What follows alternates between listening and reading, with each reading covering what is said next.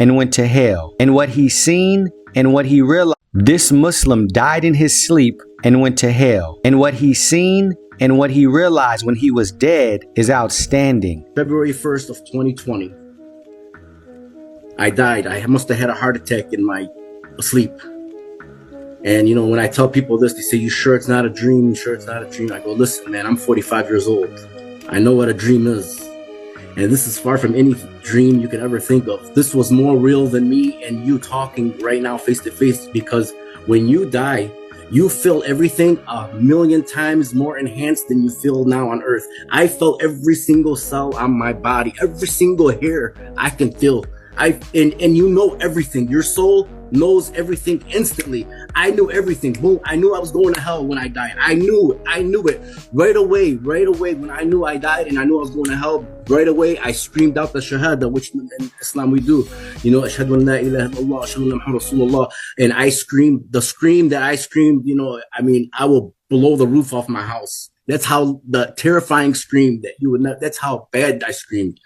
And I screamed it and I screamed it. And then I said, Allahu Akbar, like 8 times.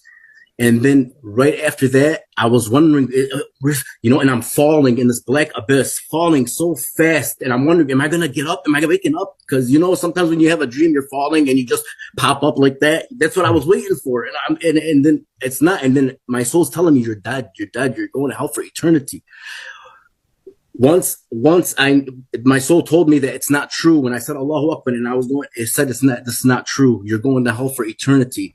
And when I felt the hopelessness, when you know that you have God separated from you and you don't have God, and there's no hope in your eternity, like there's no hope. I mean, man, I don't wish this on my worst enemy. This feeling of hopelessness is unbearable. I mean, the hopelessness you have on earth is nothing comes close to it. Mm. I felt that hopelessness. And then there's this white light flying around me so fast. And my soul knew instantly it was my guardian angel. And this guardian angel, this is the only way I can explain this in life. This angel's voice was the most scariest and the most beautiful voice in one. It was so piercing and it was so desperate for me. I felt the love of this angel was so desperate for me. It's like I knew he was with me my whole life, you know, trying to guide me, you know, trying to help me. And so he whatever, I don't know if it was a he or she or it, whatever, but because this voice was unbearable, unbelievable. I can never get it out of my head. Every single day I can hear this voice. And it was coming from this ear and this ear. Amir, please. It was begging me, please, you have to listen, hurry. He can still hear you. You have to tell him before your soul leaves your body. Tell Jesus to save you before your soul leaves your body. Hurry, please, do it now. And I'm looking down and I see another portal and that a pit.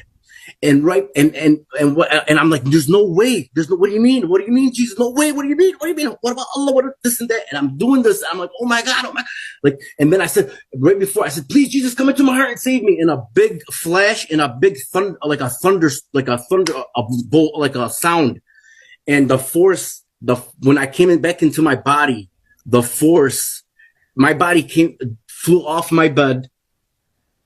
I was sweating like water. My wife got so terrified. She was going to call 911. She's like, I was like, oh my babe, I had a heart attack. I died. You're not going to believe this. You're not going to believe this. She's like, just go back to bed. Just go.